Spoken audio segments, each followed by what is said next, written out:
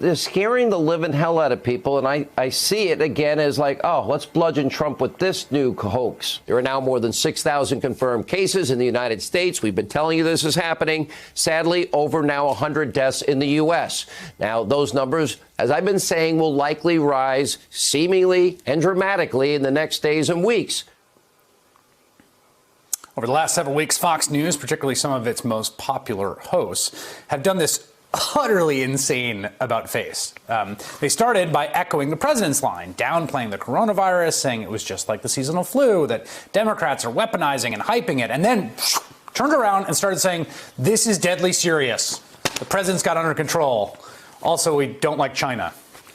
In a great piece in the New York Times, Ben Smith writes about how destructive the Fox News message has been.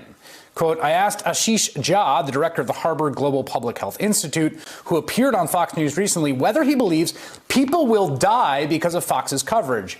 Yes, he said.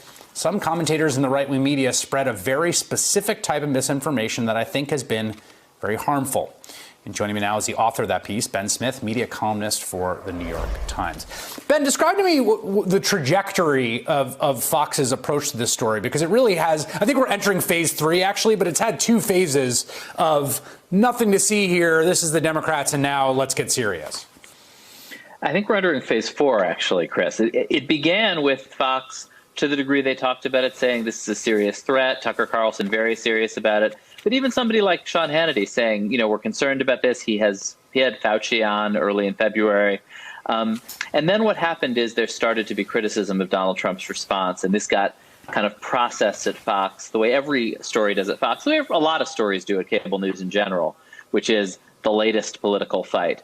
And and all of the coverage was really of the media. Very little of the coverage was of the disease. I'm not sure Sean was trying to call the disease a hoax. I think he was trying to say this is the latest media attack.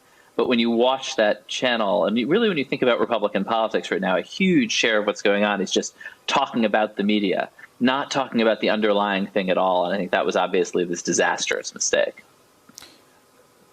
Well, and we've seen it in polling, right, in terms of there's huge partisan splits and how serious people are taking this and how deadly they think it is. There's been a big difference, and we may see it play out in terms of behavior as they're now kind of really pivoting hard to, look, yeah, this is bad, but we can't shut down the whole economy over it.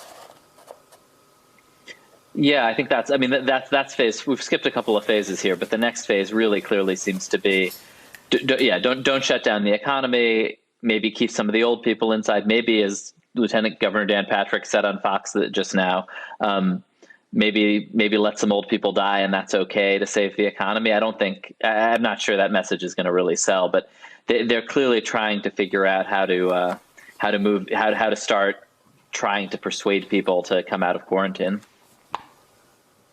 Well, and there's also, I mean, as you know, there was also a gap between what the public message was about the seriousness and what the private actions taken by the Murdoch family, for instance, and Fox News were, which reflected that they did take it seriously. They did view it as quite serious and possibly dangerous.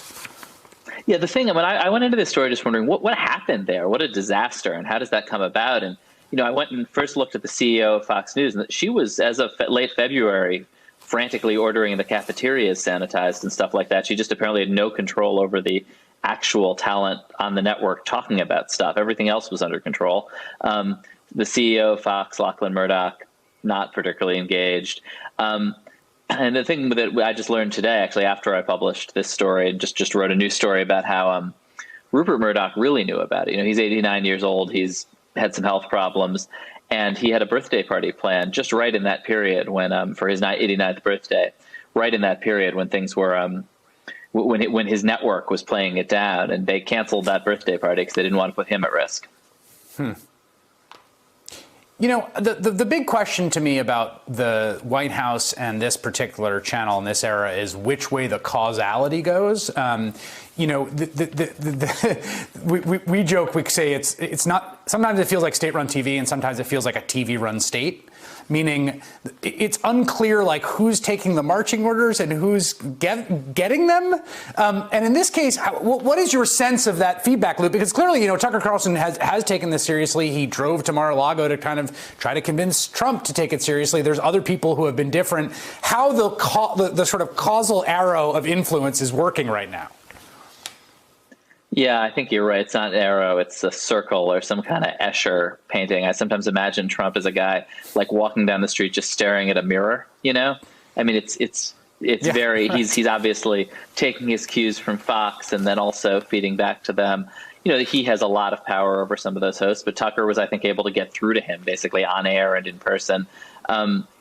And I think, you know, these hosts have a lot of power because they don't really seem to have bosses exercising any kind of judgment at all.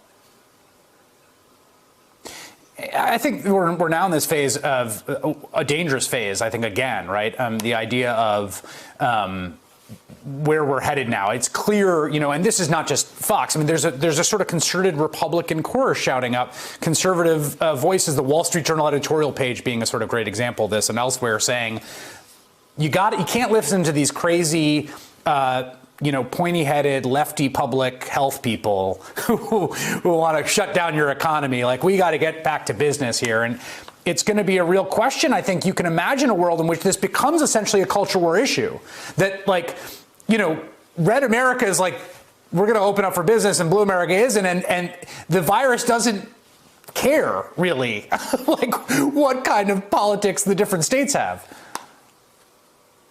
Yeah, I think that's exactly right. And it is also notable. It's coming out of, you know, the Wall Street Journal editorial page really started the drumbeat on this. You saw it immediately picked up in a huge way on Fox. And that, again, is coming really straight from the Murdochs.